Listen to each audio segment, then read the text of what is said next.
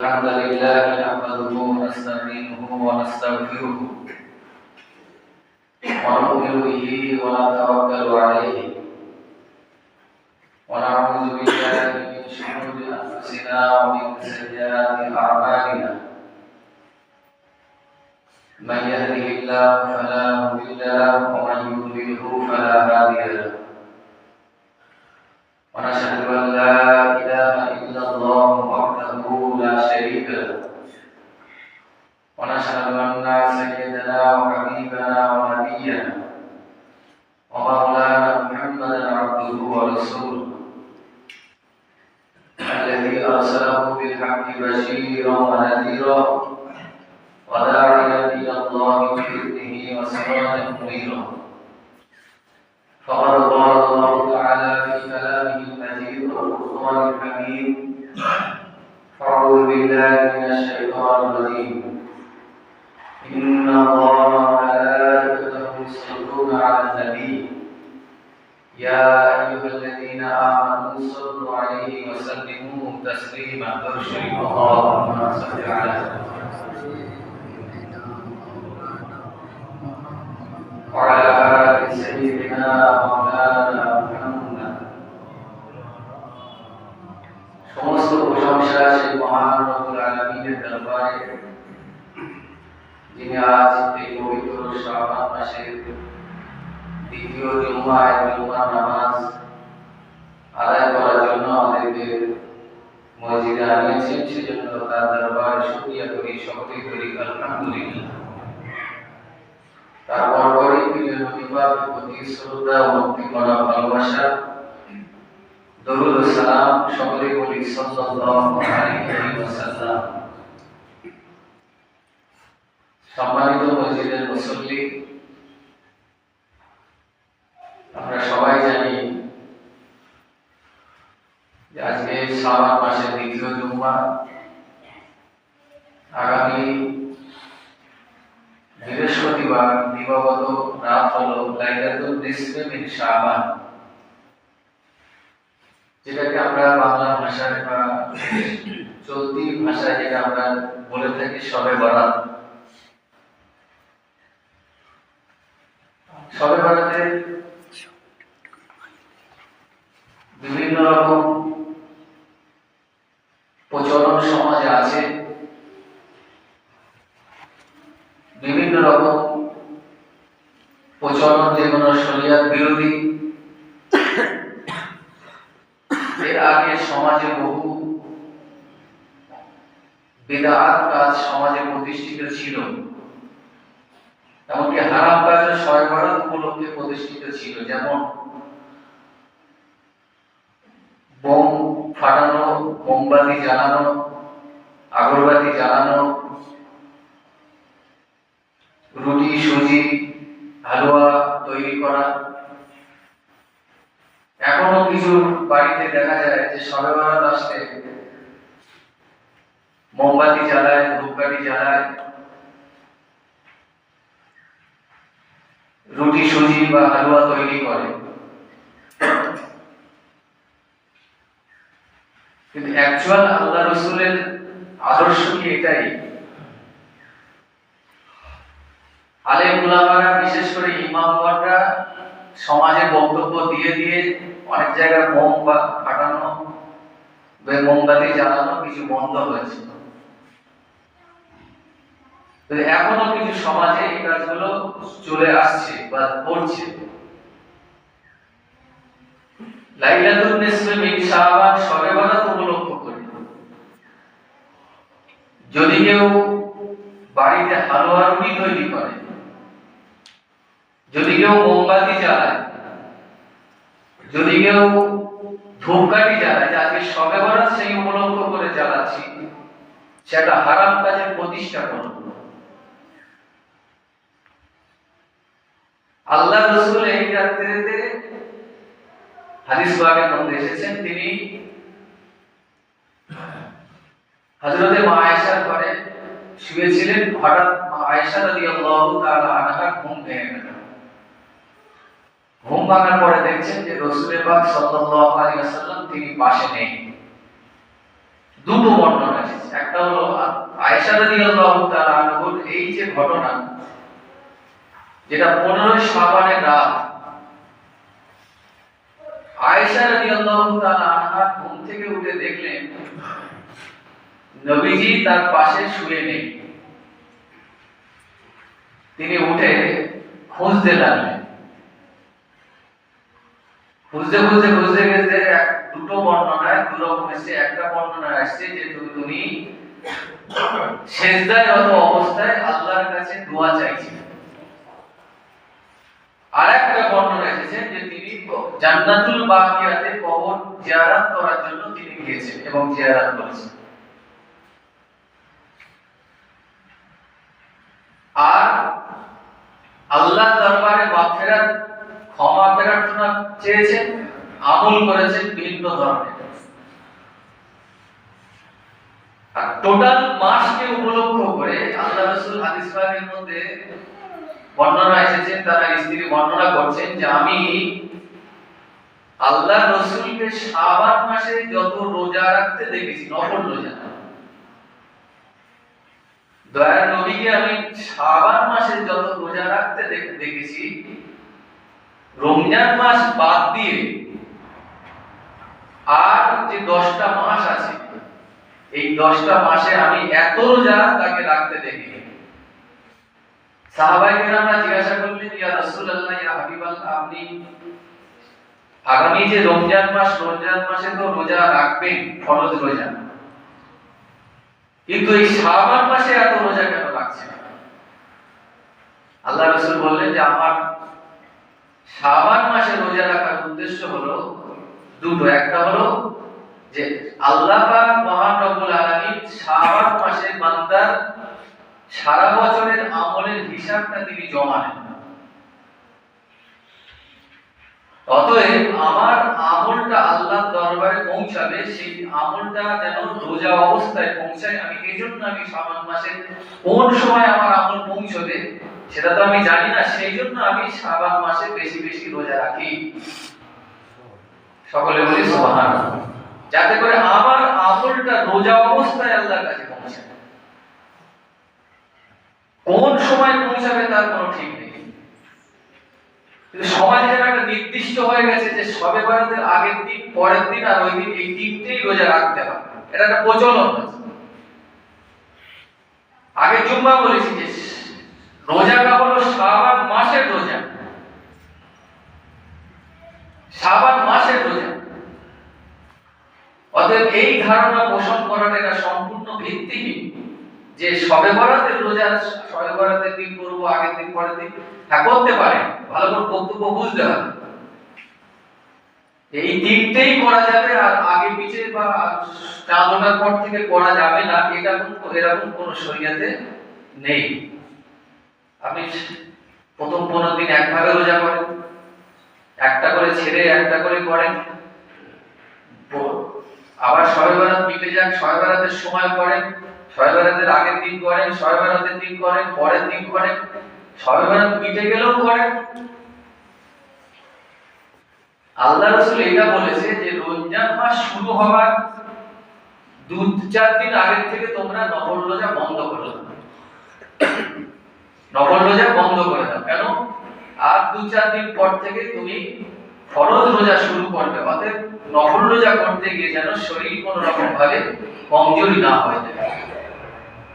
বলার বক্তব্য হলো যে আমরা যেটা মনে করি যে শাবানের 15 তারিখের রাত, এই রাত্রে আমরা অনেকেই ধারণা করি যে কবর জিয়ারতটা ফরজ। না, ফরজ না, নফল। নিজে নিজেও কবর জিয়ারত করা যাবে এবং জুম্মার দিনে আল্লাহ রাসূল তিনি বারবার বলেছেন জুম্মার দিনে পিতামাতার কবরস্থানের ধারে গিয়ে কবর জিয়ারত করুন।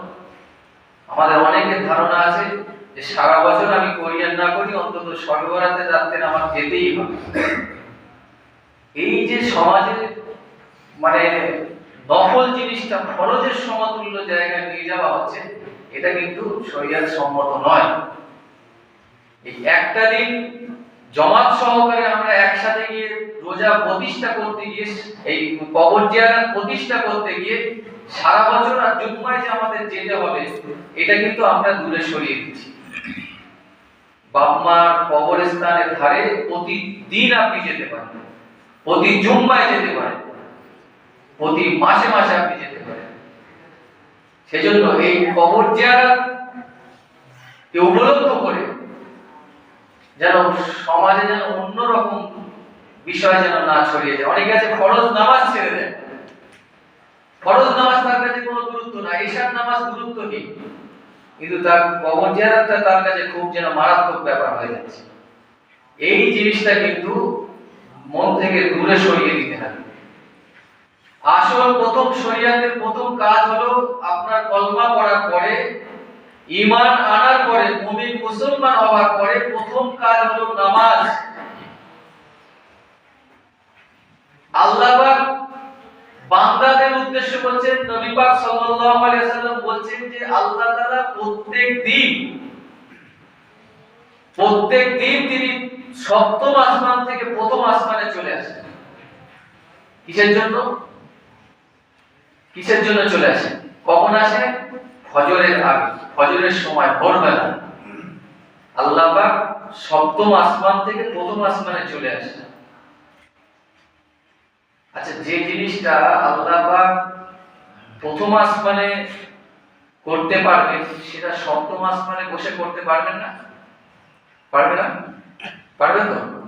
আপনারা বুঝতে পারছেন না? পারবে। যে জিনিসটা, যে কাজটা আল্লাহ পাক প্রথম আসমানে করতে পারবে সেই কাজটাই তিনি সপ্তম আসমানে তো বসে করতে পারবে তো? এটা বিশ্বাস করি তো নাকি? তাহলে আল্লাহ পাক তো সপ্তম আসমানে বসেই তো তিনি বলতে পারতেন যে আমি এই কাজটা করতে পারবো, আমার প্রথম আসমানে আসার দরকার নেই। কি কাজ? প্রত্যেক দিন তিনি ফজরের তাহাজ্জুদের সময়, ফজরের সময় তিনি প্রথম আসমানে চলে আসে, বান্দাকে বলে, বান্দা তোমার কি চাওয়ার আছে আমার কাছে চাও, আমি দেওয়ার জন্য তোমাকে দেব বলে প্রথম সপ্তম আসমান থেকে আমি প্রথম আসমানে চলে এসেছি। সকলে বলি সুবহানাল্লাহ। কিন্তু আমরা সৌভাগ্যহীন, আমাদের কপাল ফাটা। প্রথম আসমানে আল্লাহ পাক চলে আসছেন, সাতটা আসমান ভেদ করে প্রথম আসমানে আসছেন আমাকে আপনাকে দেবে বলে। আমরা কি করি? ফজরের নামাজ কাজা করে দেই, নামাজ আদায় করি না, ঘুম থেকে উঠি 7টা, 8টা, 9টা। অনেক যুবক ছেলে আছে তো দুপুর 12টার সময় ঘুম থেকে ওঠে, তারাই আবার খুঁজতে আসে শবে বরাতের ভাগ্য পরিবর্তন করার জন্য। আল্লাহ পাক রেগুলার তিনি ভাগ্য পরিবর্তন করার জন্য প্রথম আসমানে চলে আসে। আর আমরা খুঁজি যে এক বছরে একটা দিন হয়তো ভাগ্য পরিবর্তন হবে, ওই দিনে নামাজ রোজা, ওই দিনে আল্লাহর কাছে কাঁদাকাটি করি। ওই দিন তো করা কাদের জন্য ঠিক আছে? যারা রেগুলার সম্পর্ক না, রেগুলার সম্পর্ক না, সারা বছর নামাজের সাথে সম্পর্ক নেই, সারা বছর তাসবিহর সাথে সম্পর্ক নেই, শুধুমাত্র হয়তো জুম্মার সাথে সম্পর্ক, ফজরের নামাজের সাথে সম্পর্ক নেই, যোহর, আসর, মাগরিব, ইশা কোনো নামাজের সাথে সম্পর্ক নেই। আর আমি একদিনে খুঁজতে আসছি, আল্লাহর কাছে চাইলে আল্লাহ দিয়ে দেবে এই আশা করা ভিত্তিহীন। সেজন্য ভাগ্য পরিবর্তন করতে গেলে, নিজের জীবন, নিজের কর্ম, নিজের আখিরাত, নিজের আগামী ভবিষ্যৎ ভালো করতে গেলে, আয় রুজি রোজগার, ছেলে মেয়ে, বিবি বাচ্চা, সংসার, পরিবার, ফ্যামিলি সব ডেভেলপ করতে গেলে আপনাকে আল্লাহর কাছে কাঁদতে হবে রেগুলারলি কাঁদতে হবে। আপনি ভাববেন না যে আমি একদিন এসে অনেক কিছু করে ফেললাম, আল্লাহ দিয়ে দেবে, অত সহজ নয়। কন্টিনিউয়াস আমল জারি থাকবে। আপনি এক ওয়াক্ত শুরু করেন, 2 ওয়াক্ত শুরু করেন, 3 ওয়াক্ত শুরু করেন, 4 ওয়াক্ত শুরু করেন, দেখবেন আপনি নামাজি হয়ে যাবেন আস্তে আস্তে। এই যে সমাজে যে একটা প্রচলন হয়েছে যে সারা বছর আমি কিছু করলাম না, একটা দিন আমি শবে বরাতের রাত, কদরের রাতে আমল করলাম, আমার সব উদ্ধার হয়ে যাচ্ছে, এই ধারণা কিন্তু শেষ করতে হবে। আর চলবে না সব ধারণা, চলবে না এই ধারণা। অন্তত একত্ব করে আল্লাহর সাথে সম্পর্ক রেগুলার আপনার রাখতে হবে। রাখেন, আমি বলছি না যে 5 ওয়াক্ত এক্ষুনি শুরু করেন, আপনি একদমই শুরু করেননি, 1-2 ওয়াক্ত শুরু করতে করতে রেগুলার আল্লাহর সাথে সম্পর্ক করুন। সেজন্য আমরা যেমন এই রাতগুলোকে গুরুত্ব দেই, যেমন আমার শরীর তেজ রাখার জন্য, শরীর কমপ্লিট রাখার জন্য, শরীর সুস্থ রাখার জন্য, সচল রাখার জন্য আমরা কি করি?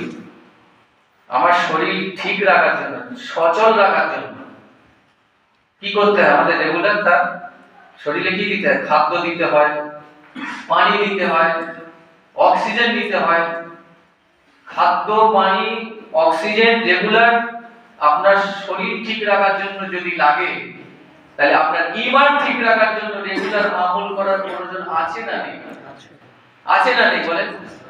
আপনি বছরে একবার করে মুমিন মুসলমান বলে দাবি করবেন, সারা বছর কোনো সম্পর্ক থাকবে না, ওই মুসলমান দাবি করা ভিত্তিহীন।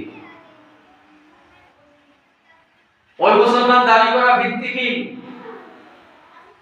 অতএব ইমানদার মুমিন মুসলমান দাবি করতে গেলে আপনাকে রেগুলার সম্পর্ক করতে হবে। কার সাথে? আল্লাহর সাথে, আল্লাহর রাসূলের সাথে রেগুলারলি সম্পর্ক হবে। সেজন্য সমাজ থেকে যে বিদআত কাজগুলো সমাজে প্রতিষ্ঠিত হচ্ছে, এগুলো বাদ দিতে হবে। বিশেষ করে শবে বরাতের দিনে, শাবানের 15 তারিখে বোম ফাটানো, মোমবাতি জ্বালানো, ধূপকাঠি জ্বালানো, শরিয়াতে এর কোনো সম্পর্ক নেই। ভিত্তিহীন হারাম কাজ। কোনো গার্জিয়ান, কোনো অভিভাবক যদি কেউ তার সন্তানকে যদি এইসব কাজে উদ্বুদ্ধ করে, এই কাজে যদি তারা এগিয়ে দেয়, সেই গার্জিয়ান কাল কিয়ামতের মহাময়দানে জাহান্নামী হয়ে যাবে। এবং রুটি, হালুয়া, মাংস বস্তু খেতে হবে, এর কোনো শরিয়াতে কোনো তার উল্লেখ নেই। এই রাত, এই দিন আল্লাহর বিশেষ বিশেষ কিছু রাত করেছে, মা বান্দা সারা বছর ধারাবাহিক একটা আমল করছে, এগুলো স্পেশাল একটা অফার চলে, এই অফারে কিছু তারা একটু আমল বাড়িয়ে নেবে। স্পেশাল নাইট, স্পেশাল রাত, যেমন শবে বরাতের রাত আছে, লাইলাতুল কদর আছে, মিরাজের রাত আছে, এগুলো স্পেশালিস্ট। তুমি এই দিনে স্পেশাল ভাবে আল্লাহর কাছে ক্ষমা চাও। তাই বলে এই না যে সারা বছর আর কোনো সম্পর্ক রাখলাম না। যেমন শরীর তেজ রাখার জন্য রেগুলার খাবার দিতে হয়, রেগুলার পানি দিতে হয়, রেগুলার অক্সিজেন দিতে হয়, ঈমান ঠিক রাখার জন্য রেগুলার আপনাকে আমল করতে হবে। রেগুলার ঈমানি যে দায়িত্ব আছে, সেই দায়িত্ব আপনাকে পূরণ করতে হবে। বোঝাতে পেরেছি? বিশেষ করে আমাদের মা বোনদের মধ্যে এইগুলো বেশি হয়।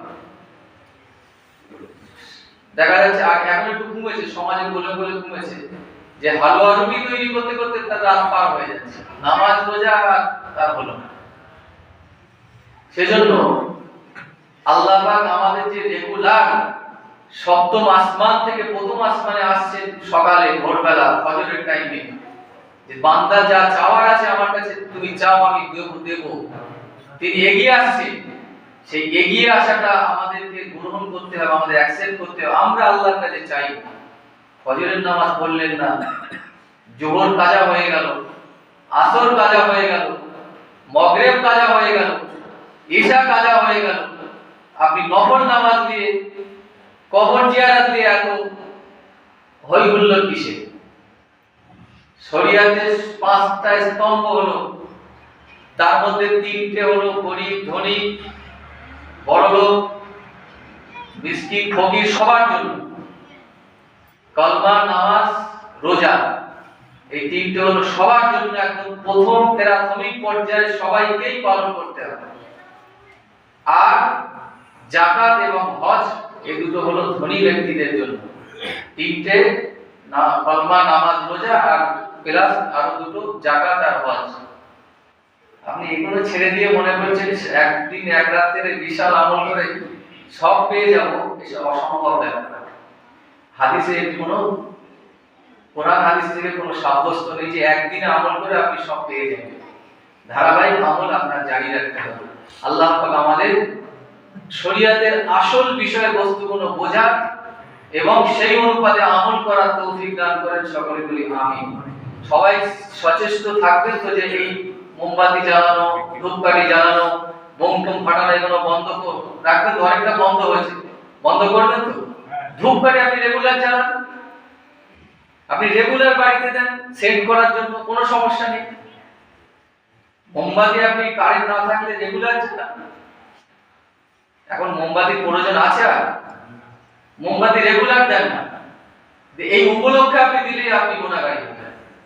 আপনি হালুয়া রুটি সকালে খান, নাস্তায় খান, চার টাইমে খান, ডিনারে খান, তারপরে রাত্রিরে খান, যখন খাবেন খান না। সবে বরাত উপলক্ষ করে আপনি কোথায় ফেলে দেন? গরুর গোশত কিনবেন, মুরগির গোশত কিনবেন, সারা বছর খান না, এই উপলক্ষ করে আপনি খাবেন না। এটা তো আমলের রাত, এটা তো নেকি উপার্জন করার রাত, এটা তো আল্লাহর কাছে চাওয়ার রাত, সেইটা করবো আমরা। আর রোজা শাবান মাসের প্রথম থেকেই রোজা রাখা যায়। কেউ 3টে রোজা রাখতে পারে, 2টো রাখতে পারে, সারা মাসে 20টাও রোজা রাখতে পারে, 10টাও রাখতে পারে, 15টাও রাখতে পারে। নির্দিষ্ট কোনো রোজা নেই, কিন্তু বলা হয়েছে রোজার মাস শুরু হওয়ার আগে থেকে 2-4 দিন রোজা রাখবেন। এই জন্য নির্দিষ্ট কোনো 3টেই করতে হবে, 2টোই করতে হবে, কোনো নির্দিষ্ট নেই। এটাই হলো আসল শরীয়তের ব্যাখ্যা। অনেকে মনে করে 3টেই করা যাবে, 3টের বেশি করা যাবে না, বা 2টো করা যাবে, 2টোর বেশি করা যাবে না। আল্লাহ পাক আমাদের সকলকে বোঝার তৌফিক দান করেন, সকলে বলি আমিন। কি বোঝাতে পেরেছি তো নাকি? না নতুন নতুন কিছু মনে আছে? নতুন নতুন কিছু মনে আছে নাকি? আল্লাহ পাক আমাদের সকলকে হেদায়েত দান করে, সকলে বলি